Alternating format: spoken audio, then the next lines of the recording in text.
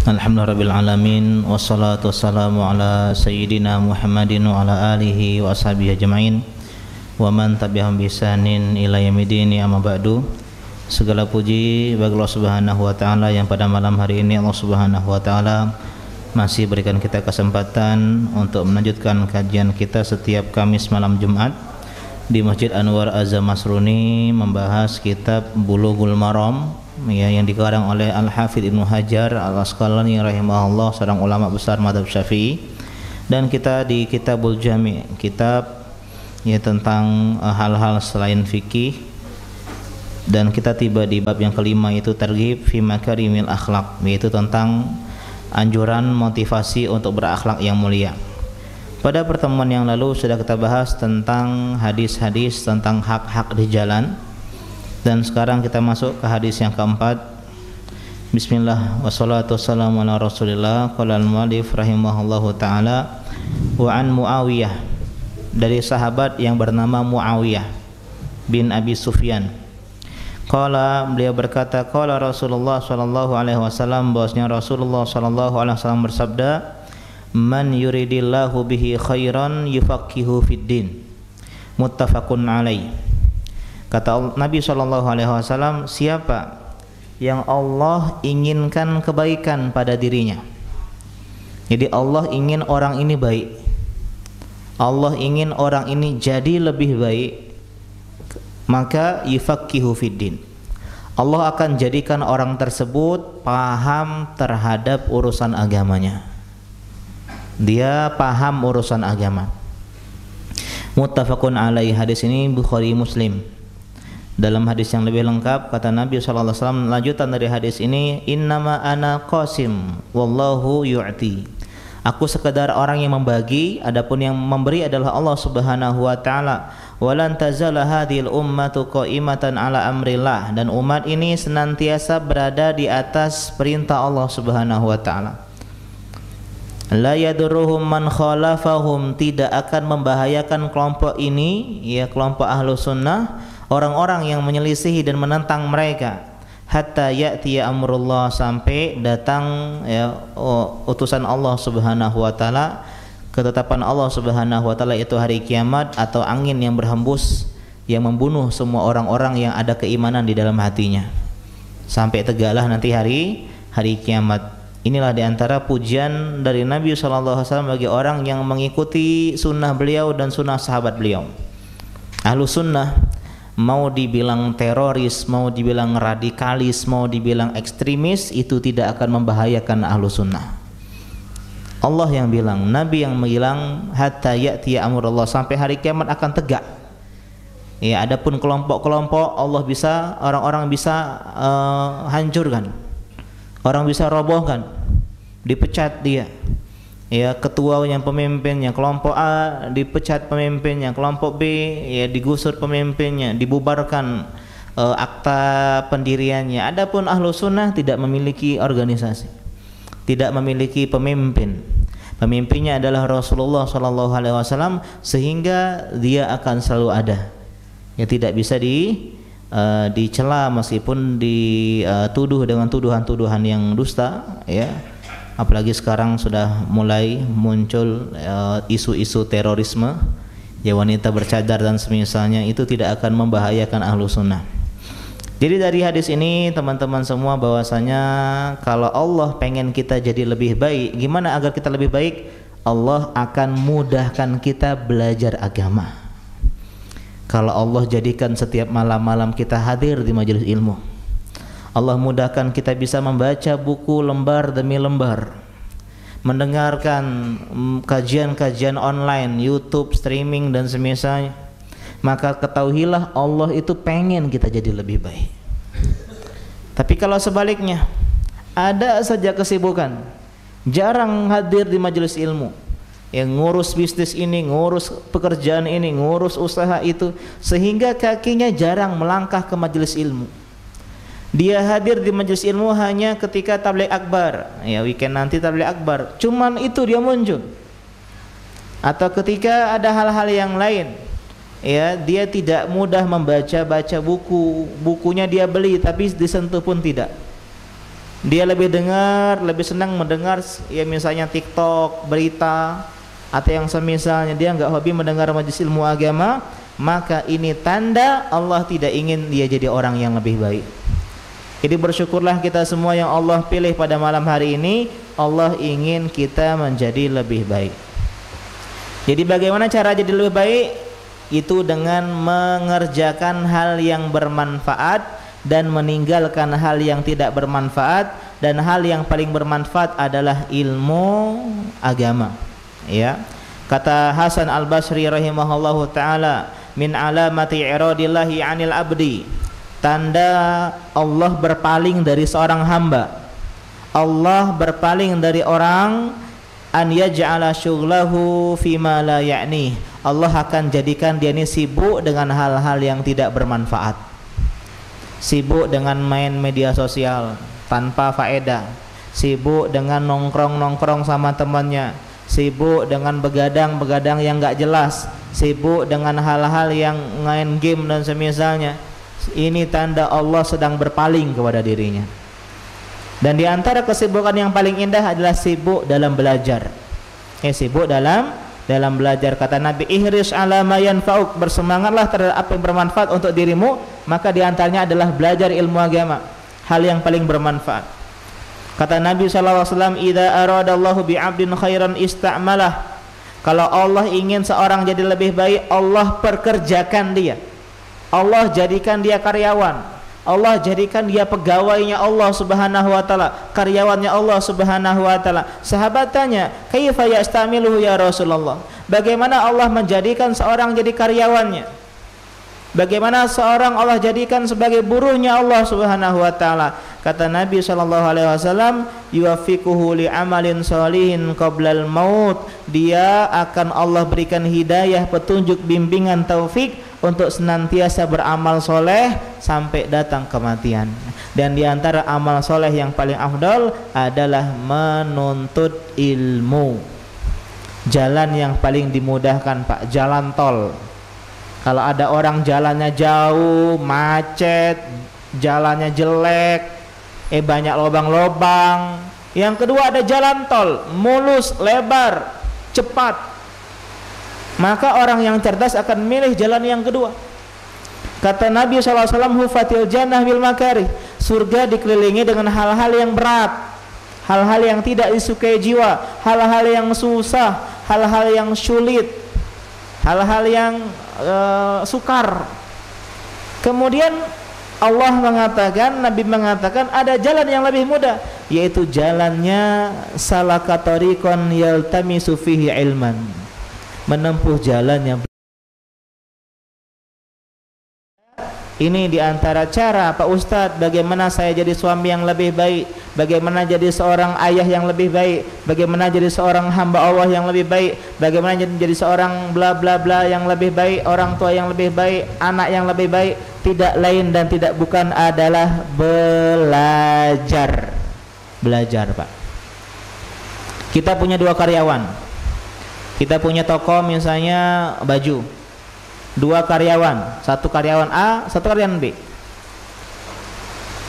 Maka ini misalnya sama-sama dari nol, Pak, nggak punya basic sales, nggak punya basic sebagai pelayan, ya, atau karyawan baju. Tapi bedanya orang yang pertama belajar, Pak. Dia scrolling di internet cara menjual pakaian, belajar marketing, dengar-dengar YouTube tentang bagaimana cara menjual barang, bagaimana cara komunikasi efektif, bagaimana dengan kalimat-kalimat persuasif. Itu beda hasilnya dengan orang yang kedua yang nggak mau belajar. Ada 2 orang misalnya sama-sama, ya, penjual nasi goreng di tempat yang berbeda. Satu penjual nasi goreng pertama dia belajar, dia belajar ke nasi goreng yang lebih sukses, apa tips-tipsnya, apa bumbu-bumbu yang paling enak, dia belajar. Maka orang yang belajar ini beda hasil dengan orang yang kedua. Itu dalam urusan dunia. Dalam urusan dunia ilmu menjadikan kita lebih baik, apalagi dalam urusan akhirat. Kalau ada permasalahan keuangan, rumah tangga, masalah lainnya, saya tanya, Pak, Bu, Rutin hadir kajian enggak? Rutin hadir kajian enggak? Enggak Pak Ustadz. Oh ini sebabnya.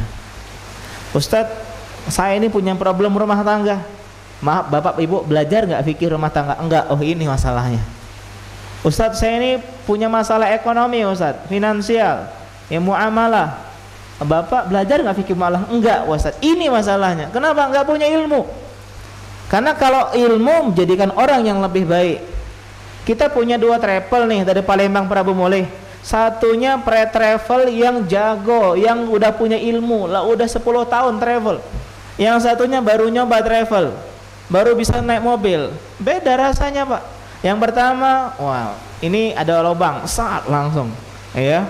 Dia udah tahu cara motong-motongnya. Oh macet, pintasannya dia tahu. Kenapa? Ilmu. Jadi ilmu itu menjadikan orang tuh beda. Ya, la yastawil. Tidak akan sama orang yang berilmu dan orang yang tidak berilmu. Ya, alladzina ya'lamun walladzina la ya'lamun. Orang yang mengetahui dan yang tidak mengetahui itu tidak akan pernah sama, ya. Jadi alhamdulillah ini tanda Allah Subhanahu wa taala inginkan kebaikan pada diri kita. Sekarang apa yang dimaksud yatafaqquh fiddin? Yatafaqquh fiddin artinya belajar ilmu agama secara umum dan khusus. Secara umum semua agama, maksudnya semua agama, semua bagian dari agama Islam. Mau itu akidah, mau itu fikih, mau itu Al-Quran, mau itu hadis, akhlak, adab, sirah Nabi, ya, semuanya dipelajari. Yang kedua maksudnya ilmu fikih, Mbak. Alhamdulillah di sini ada belajar ilmu fikih, ya, meskipun hadis ahkam setiap malam Sabtu, ya, sekarang sampai fikih muamalah. Apa arti fikih? Fikih itu adalah ilmu agama yang mempelajari tentang amal perbuatan, gitu Pak.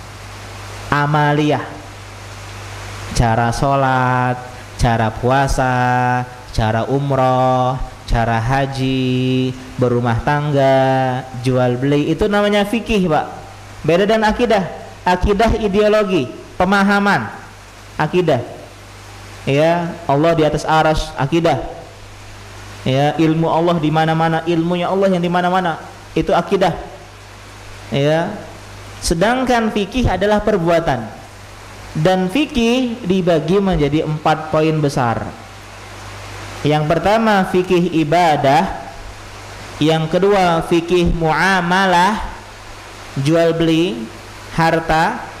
Karena setelah beribadah tugas kita cari uang, Pak. Ya enggak?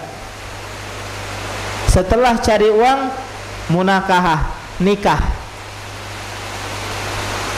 Ya, meskipun sebagian ulama ada yang mendahulukan fikih nikah baru fikih muamalah.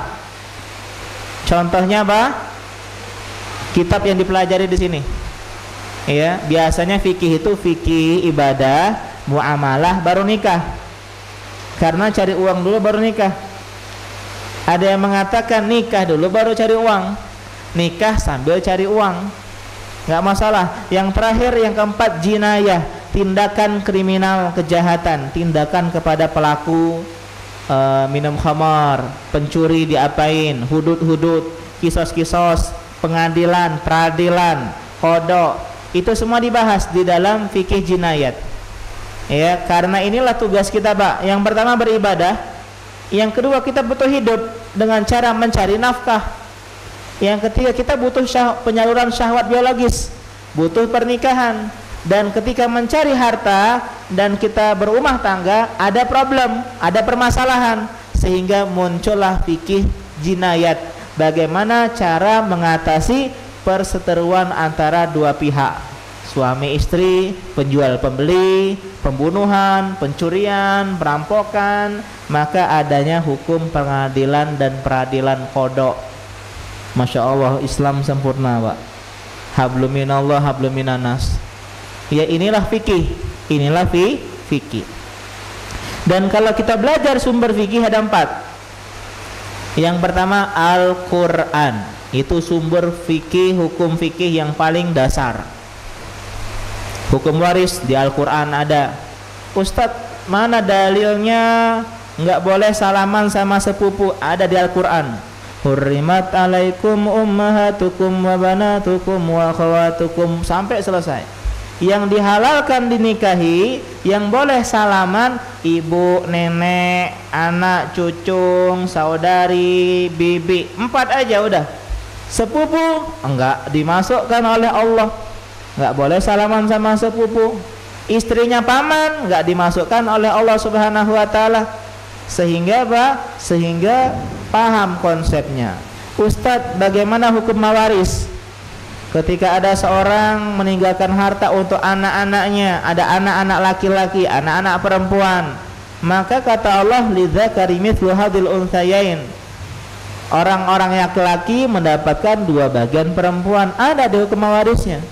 Tentang utang piutang ada, tentang pernikahan ada, tentang jual beli ada, tentang ibadah juga ada, semua ada di Al-Quran. Dan itu secara global, secara umum. Ada sebagian kelompok yang mereka mengingkari as-sunnah, ingkarus sunnah. Katanya cuman Al-Quran saja yang kita harus jadikan pedoman. Ini keliru, ini sesat. Kenapa? Kalau kita menggunakan Al-Quran saja, kita nggak tahu bagaimana cara sholat, bacaan sholat bagaimana, nisab zakat bagaimana, ya, tidak tahu bagaimana puasa-puasa sunnah yang lainnya, bagaimana cara umroh, bagaimana cara haji. Nggak bisa kita ketahui kecuali dengan yang kedua, hadis Nabi, as-sunnah. Jadi Al-Quran dan sunnah saling melengkapi. Al-Quran bicara secara global, perinciannya ada pada hadis-hadis Nabi Shallallahu Alaihi Wasallam. Ustadz, kenapa tidak semuanya dimasukkan ke Al-Quran semua, Pak Ustadz? Lamo kita khotamnya, Pak. 30 juz bela lamo khotamnya. Apalagi kalau semua pembahasan di sana bisa jadi 100 juz. Ngafal 30 juz aja susah, apalagi 100 juz. Sehingga Allah bicarakan hal-hal yang pokok, hal-hal yang universal, hal-hal yang global. Adapun perinciannya di dalam kitab-kitab Sahih Bukhari, Sahih Muslim, Sunan Abu Daud, Sunan Tirmizi, Sunan Nasai, Sunan Ibnu Majah, Musnad Ahmad, Muwatta Imam Malik, Sahih Ibnu Hibban, Sahih Ibnu Khuzaimah, banyak. Mu'jam Wasit, Mu'jam Kubro, Mu'jam Kabir dan Sogirnya punya Tabrani, banyak. Baru dirinci-rinci lagi. Ya, dan hadis-hadis tadi ada yang sahih maupun hasan, ada yang dhaif maupun maudhu. Hadis ada 2, yang diterima dan ditolak. Yang diterima hadis yang sahih dan hasan, yang ditolak hadis yang dhaif dan hadis yang maudhu.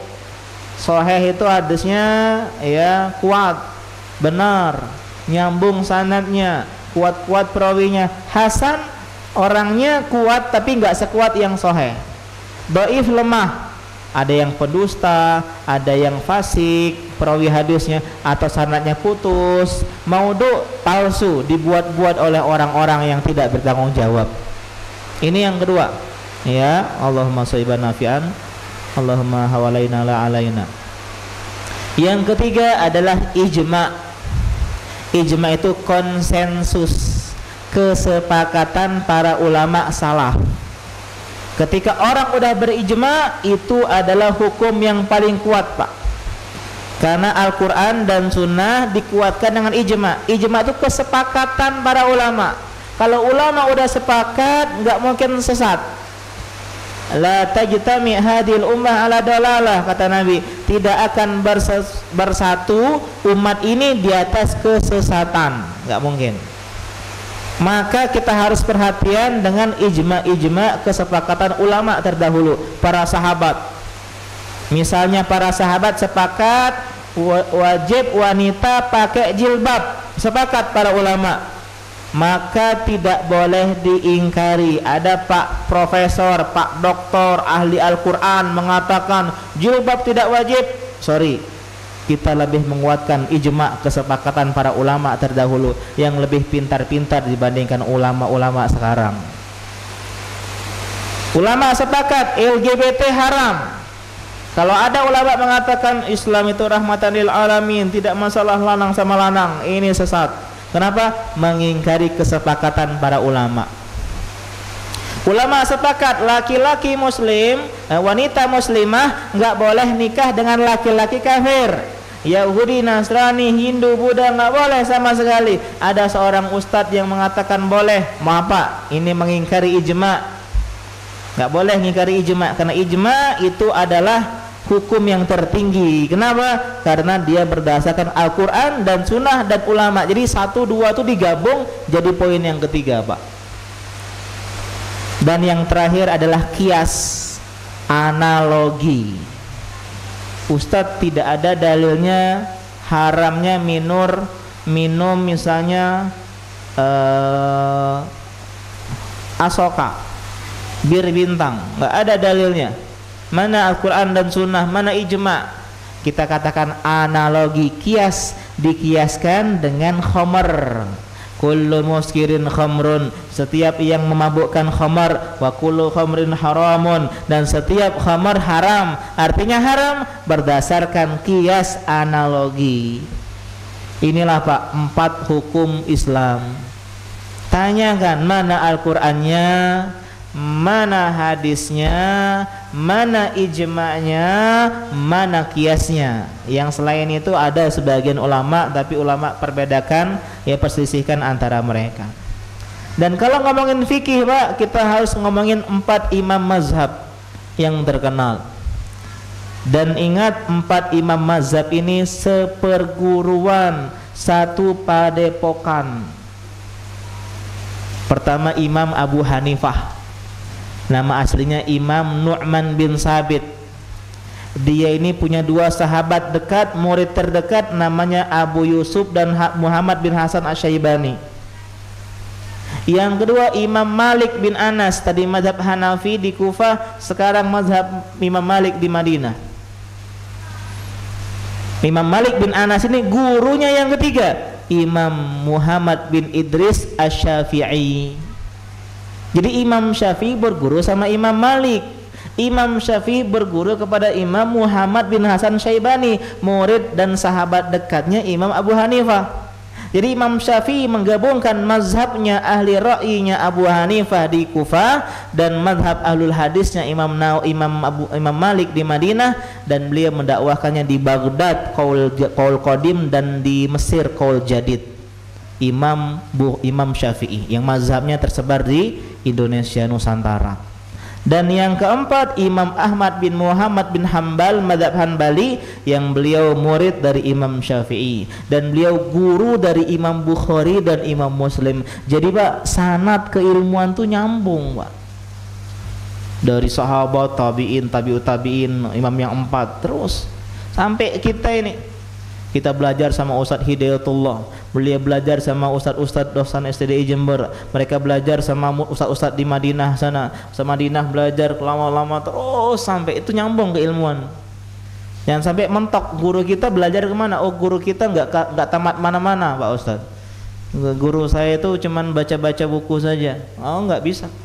Ya harus nyambung sanad ke keilmuan. Jadi jangan berantem dalam masalah fikih Pak. Dalam masalah fikih itu fleksibel. Yang harga mati itu akidah. Jangan ribut lutut dulu atau tangan dulu kalau sujud. Santai. Ada teman kita yang jarinya digerak-gerakkan, ada yang enggak, santai. Ada yang sami Allahu liman hamidah sedekap, ada yang sami Allahu liman hamidah enggak sedekap, santai.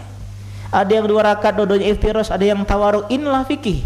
Disitulah namanya ya belajar kelapangan hati dan kelapangan dada.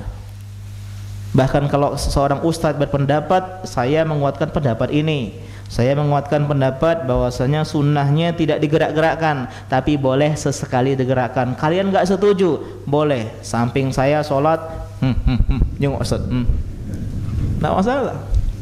Misalnya kita seorang ustadz merojihkan bahwasanya yang duluan adalah tangan terlebih dahulu ketika mau sujud. Kalian nggak setuju, kalian mau jumhur lutut dulu. Samping saya sholat centum lutut dulu, nggak masalah. Tapi akidah, tauhid, syirik itu yang harga mati, nggak boleh kita berbeda Pak. Ya, nggak boleh kita berbeda dalam masalah akidah. Ada yang mengatakan bahwasanya boleh minta-minta ke orang-orang di kuburan. Oh ini akidah Pak, nggak bisa. Idza sa'alta fas'alillah, idza sta'anta fasta'in billah. Nggak boleh minta di kubur-kuburan. Kenapa? Para sahabat tinggal di dekat kuburan Nabi, nggak pernah sekalipun minta kepada kuburan Nabi SAW. Tabi'in, mereka hidup di banyak kuburan-kuburan sahabat, tidak pernah meminta kepada orang-orang yang sudah meninggal. Ini harga mati. Ya, jadi penting tentang memahami mana itu akidah, mana itu fikih. Ya, kembali ke poin awal tadi sebagai pengantar. Jadi bagaimana kita belajar agama? Bagaimana kita memperbaiki diri dengan cara belajar agama? Kata Imam Bukhari, al ilmu qoblal qawli wal amal, ilmu sebelum berucap dan berbuat. Berkata ya dan berbuat itu harus ilmu dulu. Karena ilmu inilah SOP-nya Pak. Biar benar salahnya nih dipatok, diukur dengan ilmu. Oh kamu nih benar, kenapa? Sesuai dengan ilmunya. Ini buku panduannya. Oh iya alhamdulillah. Oh kamu nih salah, kenapa? Oh karena kau tidak sesuai dengan ilmunya. Oh saya tidak tahu ilmunya. Itulah pentingnya belajar. Ya, karena itulah Nabi setiap subuh, ini penting Pak, tugas kita dalam hidup sehari-hari. Kata Nabi, setelah kata para sahabat Nabi itu, kata Ummu Salamah, setelah Nabi SAW salat subuh, beliau berdoa, Allahumma inni as'aluka ilman nafi'an wa rizqan thayyiban wa amalan mutaqabbala.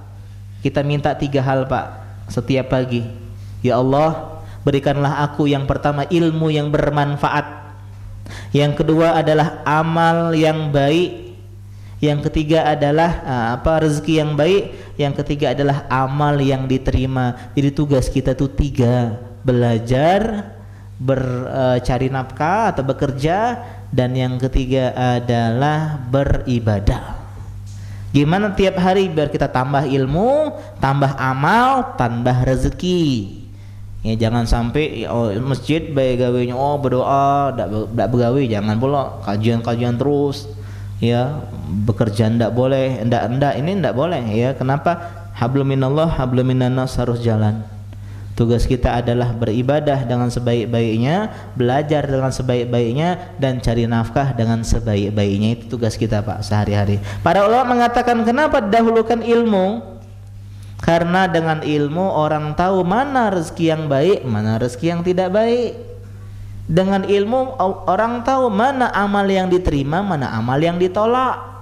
Apa yang ditolak? Yang tidak sesuai dengan tuntunan Nabi SAW, tidak dikerjakan oleh para sahabat. Ustadz subuh 2 rakaat kecil nian, Ustadz aku pengen 4 rakaat, nggak diterima. Kenapa? Tidak sesuai dengan anjuran atau tuntunan Nabi SAW. Karena itulah Nabi tidak pernah disuruh oleh Allah minta tambahan harta, minta tambahan istri, anak, ya kedudukan, jabatan. Tapi Allah mengatakan qul rabbi zidni ilma. Katakan wahai Muhammad, berdoalah wahai Muhammad, wahai Tuhanku tambahkan aku ilmu, karena dengan ilmu kita bisa dapetin amal yang soleh, rezeki yang halal dan berkah, dan hal-hal yang mendatangkan kebaikan-kebaikan lainnya. Ustadz, oke, saya paham Ustadz konsepnya. Jadi biar jadi lebih baik kita harus menjadi orang yang belajar ilmu agama. Terus gimana Ustadz cara belajar ilmu agama? Ada 3 caranya. Yang pertama, belajar agama secara intensif. Contohnya di pondok pesantren.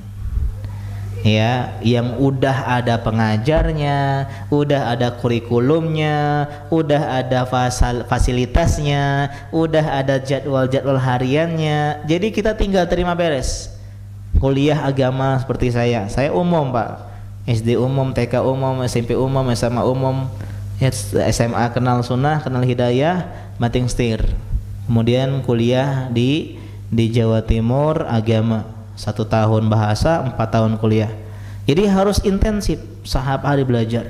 Awalnya belajar tentang bahasa Arab dulu, karena pengantarnya bahasa Arab semua.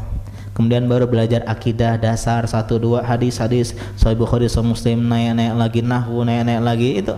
Ya awalnya fikih ibadah, nanti fikih muamalah, fikih munakah, terus terstruktur. Ini poin yang pertama. Ya mungkin sebagian kita nggak dapat ya kesempatan poin yang pertama ini. Adik-adik yang muda-muda jangan nggak mondok, adik-adik ya. Jangan nggak mondok. Ya. Sekolah di pesantren itu lebih indah dibandingkan dengan sekolah umum. Karena saya sudah merasakan sekolah umum dan saya sudah merasakan semi mondok ya, karena mahasiswa itu tuh mondok juga di asrama juga.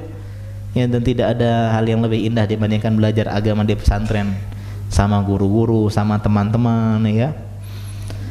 Yang kedua, kalau nggak bisa yang pertama, yang kedua berguru. Bahasa lainnya mulazamah. Man sabata nabat, kata Nabi, siapa yang fokus dia akan tumbuh. Sebagian kita ini belajar agama, kenapa nggak jadi? Ustadz, saya ini belajar udah kenal, udah dakwah sunnah udah tahu dari tahun 80-an. Udah 30 tahun, tapi bisa nggak Pak ngisi kajian, Pak? Nggak bisa, Ustadz. Loh, 30 tahun hadir pengajian tapi ora ono iso ngisi kajian. Sing salah sopo? Sing salah metodenya. Dia datang enggak berguru.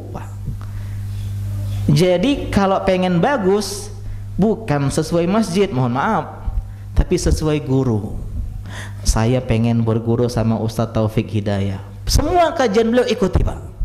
Di sini ikuti, dia di Al-Madinah ikuti, dia di Istiqomah beliau ikuti, dia ke lokal Islam ikuti, dia ikuti. Kenapa? Karena kita mau berguru sama beliau. Bukan berarti nggak boleh kajian ustadz yang lain, perhatikan. Boleh kajian ustadz yang lain, tapi ada satu ustadz yang fokus sehingga kita bisa jadi guru beliau. Beliau jadi guru kita jadi murid beliau. Ini diantara hal yang banyak tidak dipahami oleh sebagian orang. Bukan berarti ustadz ini nyuruh kajian dia baik, yang lain tidak. Terserah, silakan ikut pengajian siapa saja, tapi ada satu atau dua ustadz yang kita fokus mau ambil ilmunya dia. Ini yang jadikan orang-orang terdahulu kalau kita belajar ulama salaf itu begitu, Pak. Jadi ada ini muridnya Ibnu Abbas, ini muridnya Ibnu Mas'ud, ini muridnya imam ulama misalnya Imam Abu Hanifah, ini muridnya Imam Syafi'i. Murid berguru, benar-benar jadikan mereka itu sebagai guru. Ya, dan lihatlah yang paling berilmu, paling warok, ya. Misalnya Ustaz Hidayatullah hafizahullah, Ustaz Taufik Hidayah, atau ustaz-ustaz yang lainnya. Ya, atau ustaz senior kita Ustaz Nasiruddin hafizahullah, berguru, datangi kajian. Bukan berarti membatasi kalau yang lain enggak. Tetap yang lain nggak masalah datang atau nggak datang, tapi ada satu ustadz yang kita berguru kepadanya. Kenapa? Biar bisa dibimbing, biar punya kedekatan, bersahabat dengan ahli ilmu. Ustadz tuh jangan kenal ini aja nih, ini ustadz, tapi duduk makan bareng, belajar bahasa Arab bareng, sehingga ada namanya chemistry. Dan orang yang dekat sama ustadz seperti ini itu susah futurnya. Kenapa? Sudah jadi temannya ustadz, sahabatnya ustadz. Ya, udah jadi tim dakwahnya ustadz, jadi muridnya langsung ustadz. Dan ilmu yang tersampaikan itu tidak setengah-setengah. Karena bisa jadi saya bilang A, ustadz lain bilang B, ustadz lain bilang C, kita pusing, Pak. Karena nggak berguru tadi. Ustadz saya ini bingung, Ustadz Irwandi bilang ini haram, Ustadz Amin Nurbais bilang halal. Antum bilang apa, Ustadz? Nah, ini gara-gara nggak berguru. Antum berguru satu saja. Coba fikih muamalah, saya mau ikuti Ustadz Irwandi, udah. Ustadz berarti kita taklid? Enggak taklid, Pak. Taklid itu arti kalau menjadikan dia seperti semua pendapatnya benar, enggak. Tapi kita ada yang fokus satu dulu. Ya pokoknya ini dulu nih. Kalau kita orang yang bercabang-cabang, ya maka akan susah untuk menjadi orang yang ahli, Pak. Ya seperti kita dulu. Mohon maaf, ketika kita SMA dulu, apakah 1 tahun itu guru matematik ganti-ganti enggak, Pak? Setahun itu? Enggak. Selama setahun ini kelas 7 dia belajar guru siroh. Ini guru sirohnya. Coba bayangkan kalau tiap hari guru sirohnya ganti, guru matematikanya ganti, guru biologinya ganti, kita nggak jadi, Pak. Dan kita nggak mengatakan kamu murid siapa? Oh, saya murid siapa ya? Ustadz semuanya nggak ada yang kenal dia. Nah, kenal wajah saja. Ya, ini yang saya lihat ada di sebagian ustadz kayak Ustadz Nuzul Zikri hafizahullah taala. Beliau membangun ekosistem gitu. Dia membangun circle, benar-benar membentuk umat itu dibentuk. Jadi seperti para sahabat dahulu membangun sebuah generasi. Jadi bukan cuma duduk datang, tapi bersahabat dengan ilmu, dengan guru dan dengan sahabat-sahabat. Sehingga bisa berkarya bareng, bikin usaha bareng nanti. Ini poin yang kedua yang mungkin susah kalau kita terapkan di tempat-tempat seperti kota-kota seperti ini. Sehingga poin yang ketiga adalah mandiri. Gak ada guru. Ya. Tapi dia belajar, lihat saya ini butuhnya apa. Saya butuhnya akidah Pak Ustadz, akidah, fikih ibadah, adab. Saya pengen belajar 3 ini. Ya udah ikutin di masjid mana. Oh saya pengen belajar fikih sama Ustadz Hidayatullah. Ya dia datengin ya Senin misalnya di Madinah. Ya kemudian Jumat di sini. Kemudian saya pengen belajar hadisnya sama Ustadz Taufik Hidayah. Ya Ustadz Taufik Hidayah misalnya dia di sini belajar Al-Quran. Ya Qurannya sama Ustadz Taufik atau hadisnya sama Ustadz Taufik di Madinah, ya atau sama yang lain, sama adabnya sama Ustadz Tarz Zakaria, saya ke Tanjung Telang misalnya ke sana, ya atau saya pengen belajar akidah sama Ustadz Arif Wicaksono, ya seperti yang di sini. Pokoknya setiap kajian di sini di Anwar misalnya, ini mandiri namanya, nggak punya guru, tapi dia sesuai dengan kebutuhan dia. Ya akidahnya Ustadz Arif, fikihnya Ustadz Hidayatullah, Al-Qur'annya Ustadz Taufik, mungkin hadis atau akhlaknya di sini. Sehingga apa? Sehingga dia rutin dan sistematis ikut kajian. Ya. Kalau libur mungkin bisa kajian tempat lain. Ini yang harus dibutuhkan. Ustadz, saya tuh pengen belajar akidah, belajar fikih, belajar ini, cuman ternyata di kota saya itu cuman ada fikih. Maka akidahnya online, Pak, gitu loh. Ya Ustadz saya tuh pengen belajar akidah, cuman pengen usul salasa Ustadz. Kajian online ada Ustadz, ikut di situ, duduk di sana. Jadi ada yang offline, ada yang online. Alhamdulillah kalau online semua lebih bagus, offline semua lebih bagus Pak. Ya kalau offline semua lebih bagus. Inilah yang menjadikan orang itu rutin, tamatkan dari awal sampai akhir.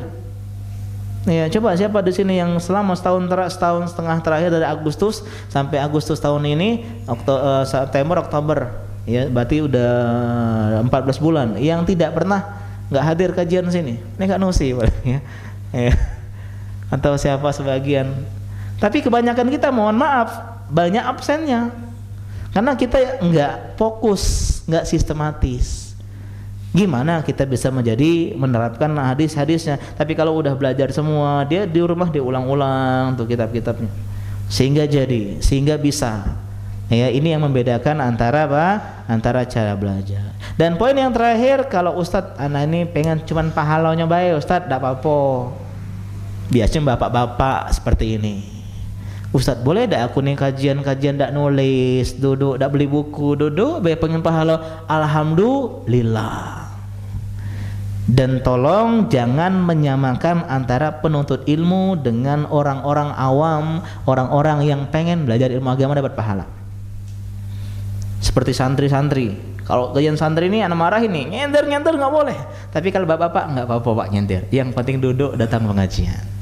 Santri kenapa nggak nyatat ini? Itu santri levelnya. Jangan samakan dengan orang awam. Ini bapak-bapak kenapa nggak catat semua ini? Beda Pak, beda level.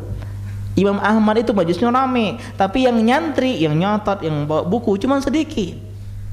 Yang lainnya ngambil pahala, belajar adab, belajar akhlak, udah. Alhamdulillah keberkahan. Yang penting terus di atas jalan menuntut ilmu itu udah masya Allah, udah diapresiasi. Ya, jadi kita lihat mana yang kita inginkan di sini. Ya, dan di antara ucapan indah dari Umar bin Abdul Aziz rahimahullah taala, ini stata'ta kun aliman. Kalau kau bisa jadilah seorang yang berilmu, Pak. Jadilah ustaz. Jadilah seorang dai.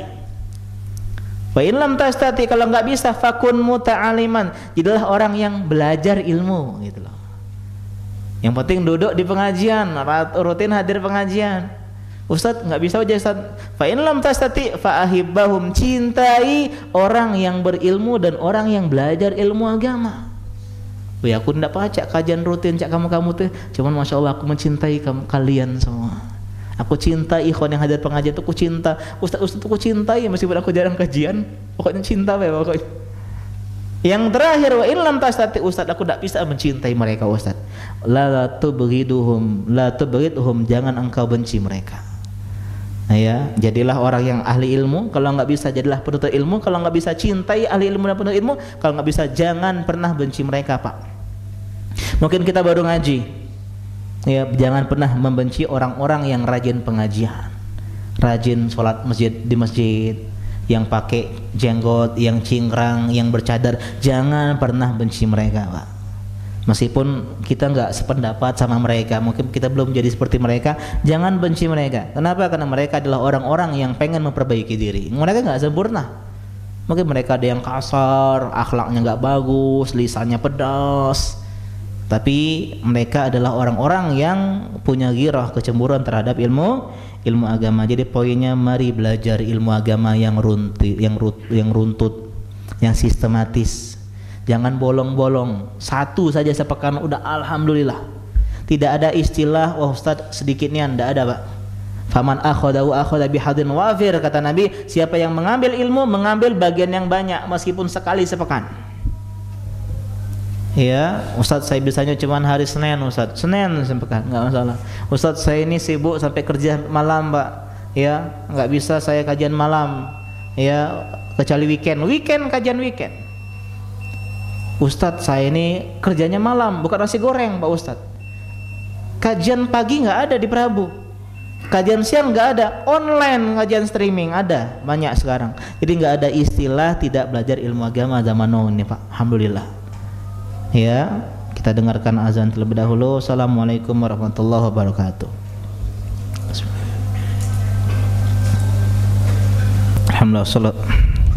Alhamdulillah salatu wassalamu ala Rasulillah wa ala alihi wa ashabihi wa wala hawla wala quwwata illa billah. Ya, jadi maksimalkan kesempatan untuk belajar ilmu agama.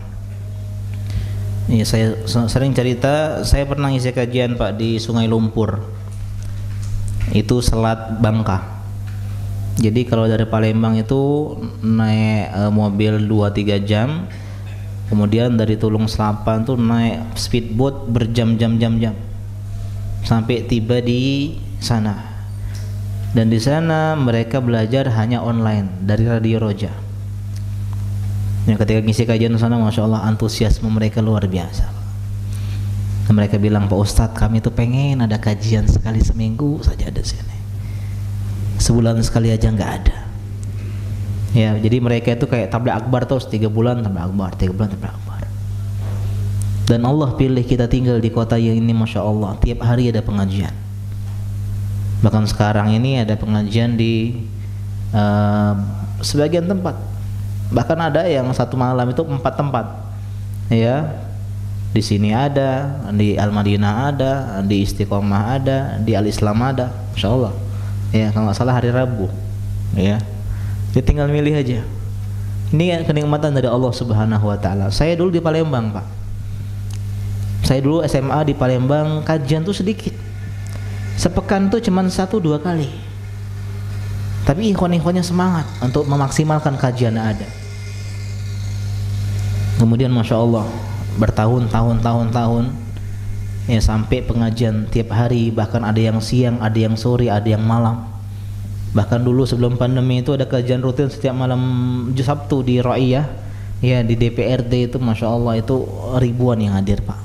1000-2000 tiap malam. Nikmat dari Allah Subhanahu Wa Taala.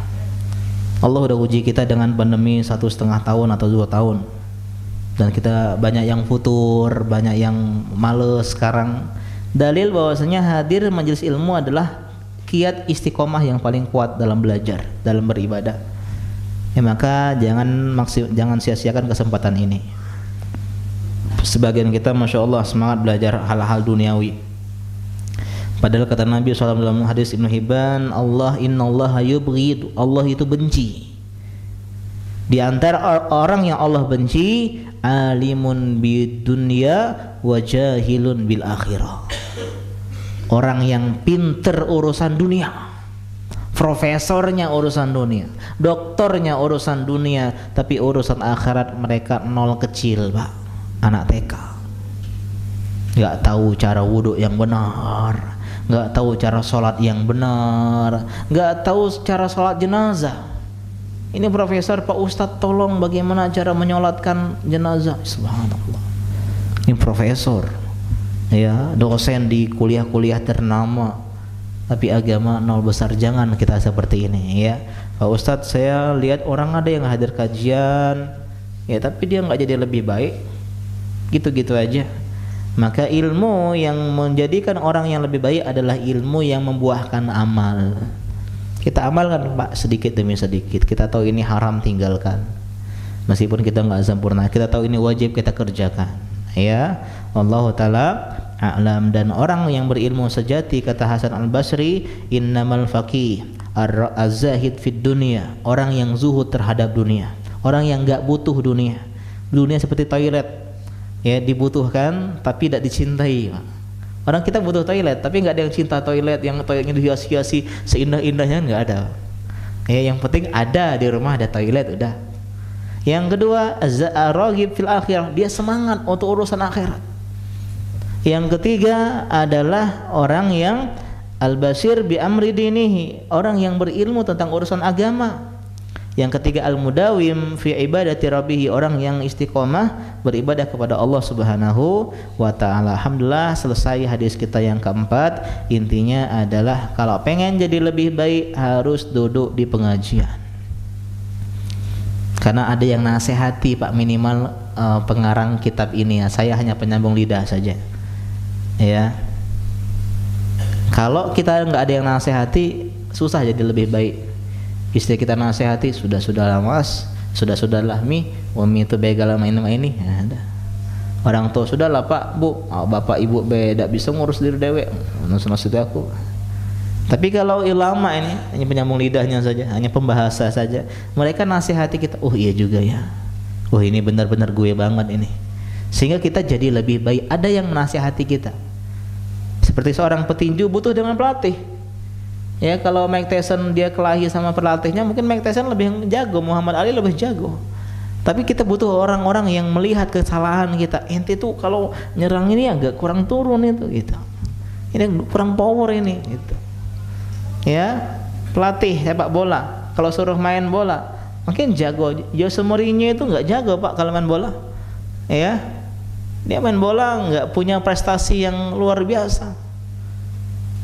Tapi orang-orang, ya, butuh pelatih seperti beliau. Dia tahu, beliau lagi, dia tahu ini strategi gitu.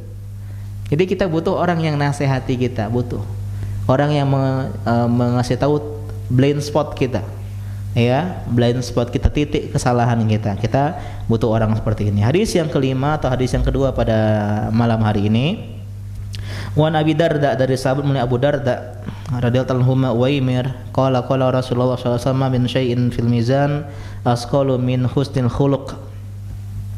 Tidak ada sesuatu pun yang ditimbang di mizan hari kiamat yang lebih berat dibandingkan akhlak mulia.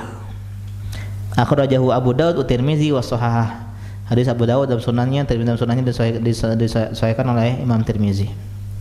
Dalam hadis yang lain, ya, dalam hadis yang serupa, ma min syai'in yudha fil mizan asqalu min husnil khuluq. Tidak ada yang lebih berat di timbangan hari kiamat yang lebih berat dari akhlak yang mulia. Wa inna sahiba husnil khuluq yablughu bihi darajata sahibi shaim was shalah.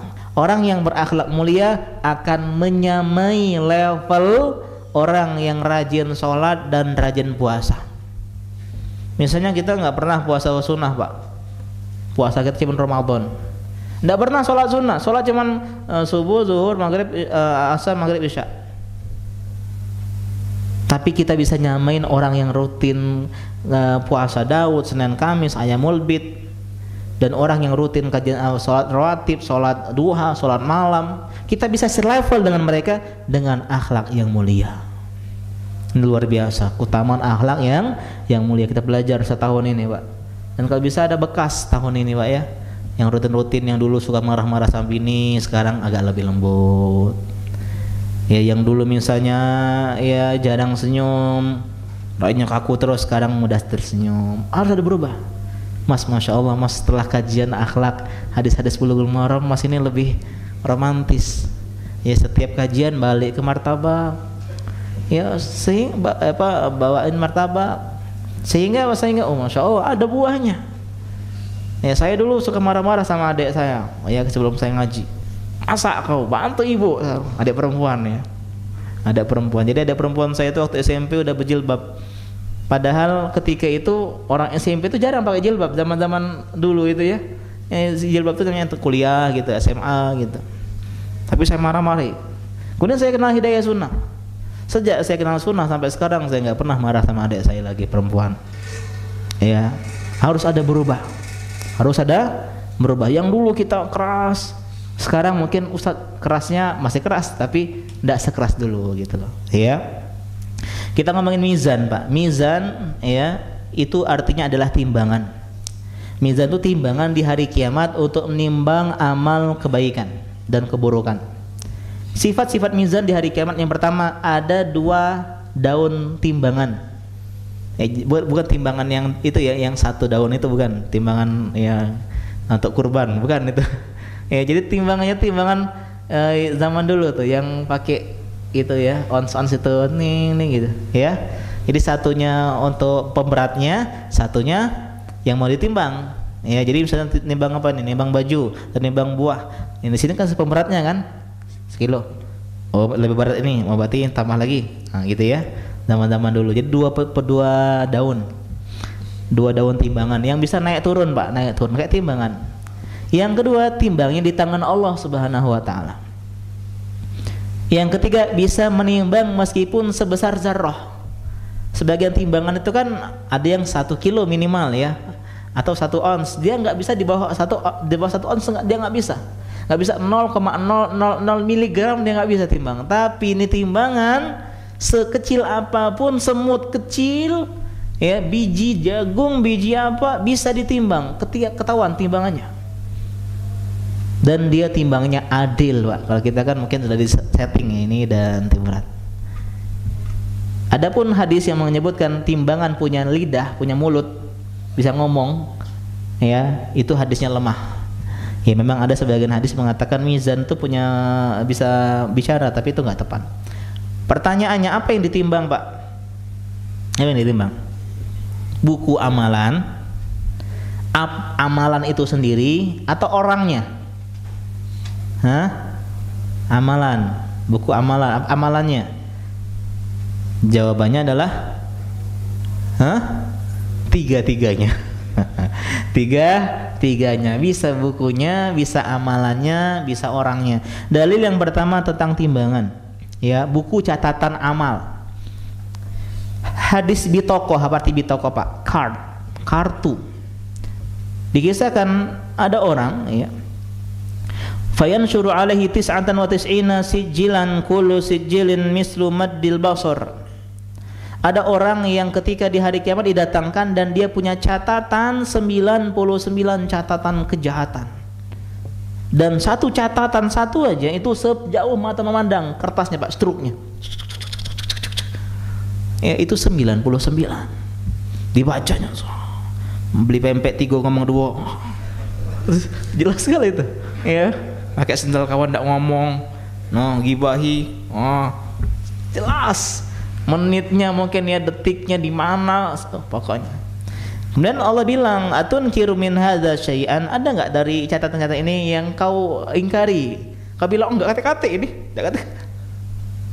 Dia mengatakan apa? La ya Rabbi, enggak ada. Azalama katabatil al-hafidun, yang nyatat ini zalim sama ente. Ustaz, aku tuh bukan pempeknya 3, aku tuh 5. Enggak, ya. Tidak, Ustaz, aku tuh tidak ada korupsi 1 juta, cuma 1,5 juta, Ustaz.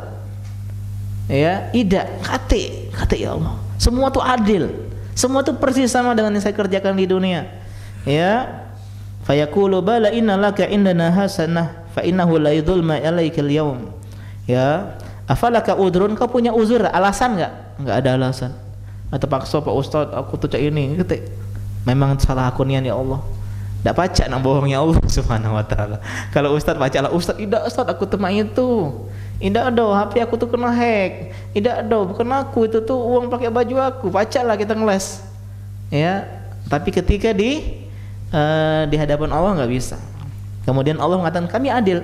Kau punya kebaikan, padahal orang nggak punya kebaikan, Pak. ya penjahat, preman, iyo kan pokoknya. Itulah panjang tadi. Datangkan di hari kiamat, fatakhruju bitaqah, kemudian dikeluarkan satu kartu, Pak. Secara logika satu kartu nggak mungkin bisa mengalahkan 99 buku catatan yang satu catatan saja sejauh mata memandang. Apa tulisannya? Asyhadu alla ilaha illallah wa asyhadu anna muhammadan abduhu wa rasuluh. Tulisan di kartu tersebut. Fayaqul uhdur waznak, coba datangkan timbangan. Ya Rabbi, orang itu protes, mahadil bitaqah mahadil sijilat. Gimana bisa ngalahin? Kalau saya ditimbang pasti kalah. Ini satu kartu, itu 99 buku catatan keburukan, nggak akan bisa setara. Faqala innaka la tuzlam, enggak, kita harus datangkan timbangan biar adil. Kau nggak dizolimi di sini. Kau lihat benar mana yang lebih berat. Fatudu as-sijilat fi kaffah wal bitaqah fi kaffah. Kartu tadi diletakin di satu tempat, di satu daun timbangan, kemudian 99 catatan di timbangan yang lain. Kemudian fatawasyatis sijilat wasakulatil bitaqah. Ternyata yang lebih berat adalah timbangan kartu la ilaha illallah tadi, Pak. Fala yaskulu masmillahi syai'un, tidak ada yang lebih berat dibandingkan nama Allah Subhanahu wa taala. Ini keutamaan tauhid, Pak. Ya Ustadz, berarti aku nak bertauhid baik, tidak apa-apa aku bunuh uang, berzina, mabuk, yang penting bitaqah. Ingat Pak, kartu tauhid itu ada kunci. Ya, kunci-kuncinya bisa nggak kita penuhi nih tauhid tadi. Kalau nggak udah amalin saja, tinggalin dosa dan seterusnya. Jangan berjudi dengan akhirat, Pak. Ngeri-ngeri sedap. Ya, nanti malah kita yang disiksa dulu di neraka, nanti baru keluar dari neraka ke surga. Ya, kalau saya rugi, Pak, transit meskipun 1 hari di neraka, waliyazubillah. Ya, Ustadz, kan semua orang yang bertauhid pasti masuk surga. Iya betul, tapi nggak tahu kapan. Nggak tahu kapan. Bisa jadi dapat ampunan seperti ini, bisa jadi enggak. Bisa jadi dia disiksa dulu di neraka, kemudian dia la ilaha illallah, dikeluarkan dia dari neraka. Ini dalil bahwasanya yang dicatat, yang ditimbang adalah amal, catatan amal kebaikan maupun keburukan. Yang kedua, perbuatan tersebut. Ucapannya yang ditimbang. Salatnya yang ditimbang. Puasanya yang ditimbang. Kata Nabi, kalimatan khafifatani fil lisan, sakilatani fil mizan, habibatani ila rahman, subhanallah wa bihamdihi subhanallahil azim. 2 ucapan yang ringan di lisan, berat di timbangan. Artinya ucapan yang ditimbang dan dicintai oleh Ar-Rahman adalah subhanallah wa bihamdihi subhanallahil azim. Ada seorang Pak yang dia ini memegang prinsip balighu anni walau ayah, sampaikan meskipun 1 ayat 1 hadis. Dia cuma hafal hadis ini. Setiap ketemu sama orang, kata Nabi, ada 2 ucapan yang ringan di lisan, berat di timbangan, dicintai Ar-Rahman, subhanallah wa bihamdi subhanallahil azim. Terus setiap ketemu sama temennya, ingatin. Dia cuma tahu hadis itu, Pak. Dia amalkan, diajarkan ke orang-orang. Bahkan ketika itu dia sempat sakit, keras, dibawa dia ke rumah sakit. Ketika dia sadar, Pak dokter, kalimatan, ya, dia bilang ke dokter, ada hadis dari Nabi SAW, 2 ucapan yang ringan di lisan, berat di timbangan, dicintai Ar-Rahman, subhanallah wa bihamdih subhanallahil azim. Kemudian beliau pun meninggal di atas ucapan dari yang tadi disebutkan. Man 'asha 'ala syai'in mata 'alaihi, kata para ulama, siapa yang terbiasa hidup dengan sesuatu, mati dari sesuatu tersebut. Kalau ada teman kita, Pak, Masya Allah, alim luar biasa, ya, sering kajian, meninggalnya berzina. Bisa jadi zina adalah keseharian dirinya yang kita tidak tahu. Ada orang yang meninggal dalam keadaan minum, padahal kita nggak pernah lihat dia minum. Bisa jadi dia meninggal karena ini adalah amal-amal biasanya. Orang meninggal sesuai dengan kebiasaannya, Pak. Kalau kita lihat teman kita sholat meninggal, itu bukan berarti wah ini aja nih, hoki aja nih. Enggak. Memang dia rutin ternyata hadir kajian sholat jamaah. Ada yang meninggal ketika sedang berdakwah, ternyata emang beliau mewakafkan dirinya untuk berdakwah di Allah Subhanahu wa taala. Jadi dalil bahwasanya yang ditimbang adalah adalah ini ya, apa kalimatnya. Yang terakhir kita bahas orangnya, Pak. Ya, ini hadis terakhir, pembahasan terakhir sampai setengah 9, setengah 8. Nah, habis ini ada belajar bahasa Arab ya. Jadi suatu ketika Nabi SAW menyuruh Abdullah ibn Mas'ud untuk naik sebuah pohon. Fasa'ida ala syajarah. Amarahu an ya'tiyahu minha bisyai'. Dia minta tolong ambil sesuatu Abdullah. Jadi Abdullah naik pohon disuruh oleh Nabi SAW. Fanazara ashabuhu ila saki Abdullah ibn Mas'ud hina sa'ida syajarah. Kemudian ketika Abdullah naik ke pohon, teman-temannya ngelihat tidak ada bawah. Betisnya kelihatan. Ya, dan betisnya Abdullah itu kurus, Pak. Jadi kurus orangnya.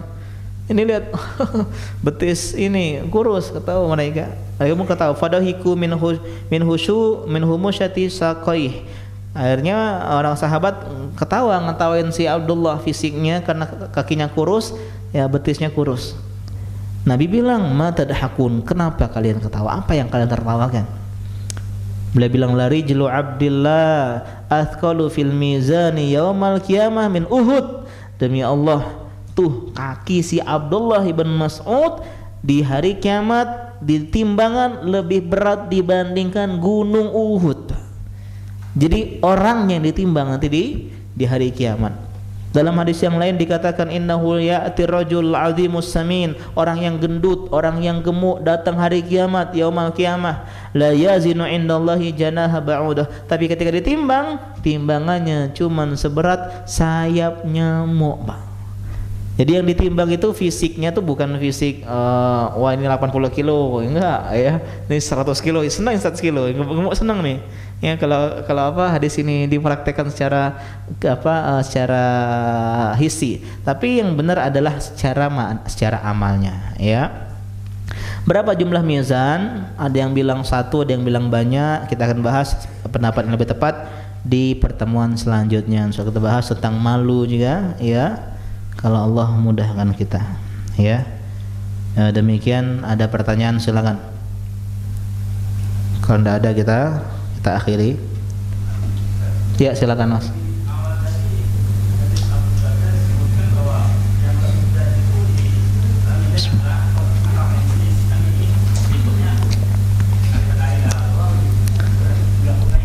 Iya, Masya Allah, bagus pertanyaannya ya. Tadi disebutkan bahwasanya tidak ada yang lebih berat dibandingkan akhlak yang mulia. Terus kemudian tadi hadis bitokoh.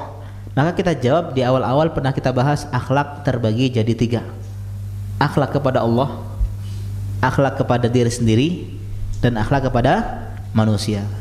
Jadi nggak bertentangan, karena mentauhidkan Allah juga adalah akhlak yang mulia kepada Allah Subhanahu wa Ta'ala. Ya, jadi lebih umum skalanya. Dan itu cara yang pertama. Cara yang kedua ya, ini menunjukkan bukan tidak ada yang lebih berat, tapi menunjukkan berlebih-lebihannya dalam hal yang berat. Ya, tidak ada yang menunjukkan hal-hal yang berlebih-lebihannya. Seperti apa amalan yang paling baik? Ya, ditanyakan sahabat, Nabi bilang iman billah. Dalam hadis yang lain jihad jalan Allah. Dalam hadis yang lain berbakti sama orang tua. Dalam hadis yang lain misalnya sedekah kepada orang miskin. Ini kan seperti bertentangan. Padahal jawabannya adalah semuanya amalan-amal yang baik. Ya, tapi satu kondisi ini yang lebih baik, kondisi lain yang lebih baik. Jadi intinya semuanya berat ya, dan tidak bisa kita terapkan secara khusus. Sedangkan hadisnya tadi secara umum. Ya, jadi kita gabungkan dua-duanya. Jadi akhlak mulia itu berat ya, kemudian juga al-tauhid juga berat. Jadi tidak bertentangan ya. Meskipun hadis tadi secara bahasanya tidak ada yang lebih berat. Maksudnya akhlak mulia kepada Allah Subhanahu wa Ta'ala dengan mentauhidkan Allah Subhanahu wa Ta'ala. Ya, semoga bisa dipahami ya. Ada lagi? Kalau ada kita akhiri. Subhanaka Allahumma wa bihamdika asyhadu an la ilaha illa anta astaghfiruka wa atubu ilaik. Assalamualaikum warahmatullahi wabarakatuh.